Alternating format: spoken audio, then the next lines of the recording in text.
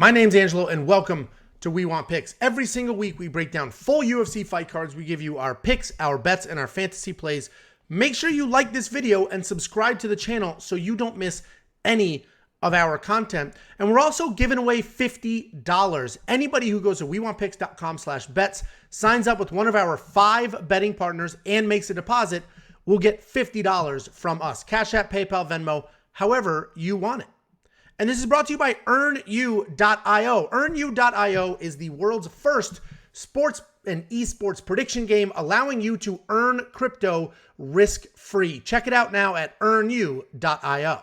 Next up, at UFC Vegas 54, we have Jake Hadley taking on Allan Nascimento. Jake Hadley, 8-0, 5-0 in his last 5, coming off a submission win on the Contender Series. And Allan Nascimento, 18-6 overall, 2-3 in his last 5, looking for his first UFC win. Jake Hadley is a well-rounded guy. He's got solid boxing and timing on his feet with decent takedowns and aggressive BJJ in the ground. He's coming off a really nice win on the Contender Series, but it was not without controversy. He had weight issues, so he missed weight. Apparently, he was like rude to the staff. And then, what's his name? Holy crap, the UFC matchmaker. Sean Shelby.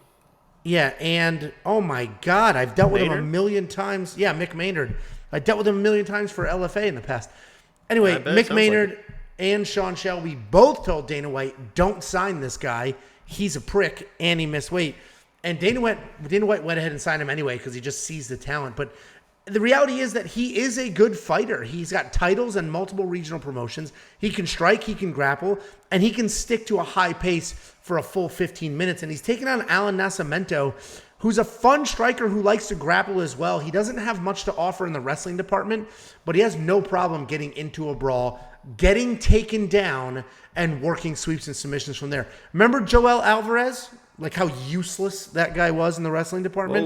Whoa. That's exactly the Allan Nascimento. You mean the guy that almost triangled Armin?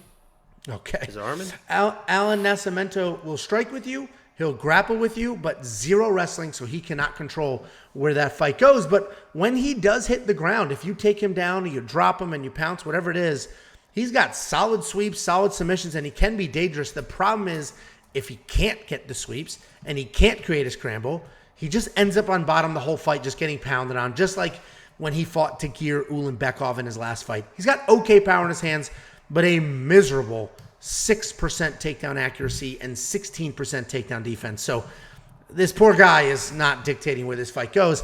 And I think I've made it clear in the past that the Contender Series fade, I'm pretty sure it's a bunch of nonsense. I am not a believer in the Contender Series fade. And if there is a fade that I believe in, I am officially on the Fortis MMA fade train.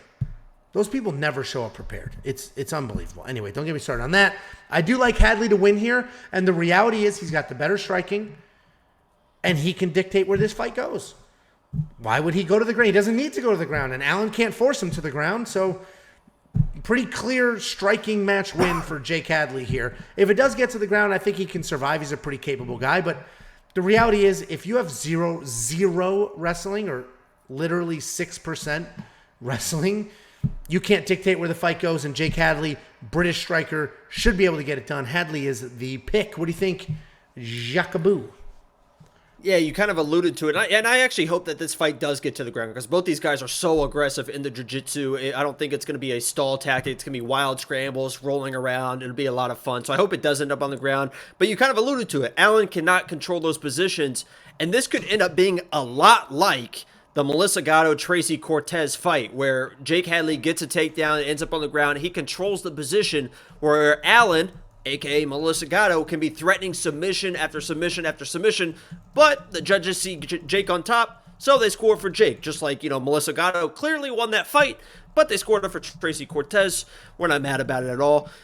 I hope it ends up on the ground. I don't know if Jake is going to get it to the ground. As you mentioned, Allan cannot really get to the ground. Allan is a shoot-the-box guy, so maybe the momentum carries over. Training Oliveira, there's a few people that are starting to really excel in that camp, both guys and girls. I think it's because of the Oliveira. Anytime you have the champ in your camp, it raises everyone's level. So I have this as really kind of a pick-em fight, just whoever is able to win the scrambles. I like the aggressiveness of Nascimento's jiu-jitsu a little bit more than Jake and his wrestling. I wouldn't go. I don't think I'm going to put money on Nascimento, but I'm going to make Nascimento my pick because I think he's just a little bit more dangerous in those scrambles than Jake. But Jake could end up being Tracy Cortez and controlling this fight if it goes to the ground, or as you mentioned, or it doesn't. in the striking as well. Yeah. Yeah, I mean, that's, to me, that's the thing. Like, why would Jake Hadley take it to the ground? There's no reason to, because I think if he's an asshole, then some people want to prove that they're not scared of you. You know, those are those type of people. They don't think straight, those assholes. You know. I just think there's such a big gap, on the feet. Like, why even entertain the ground game? So, very simple. Jake Hadley, $8,800.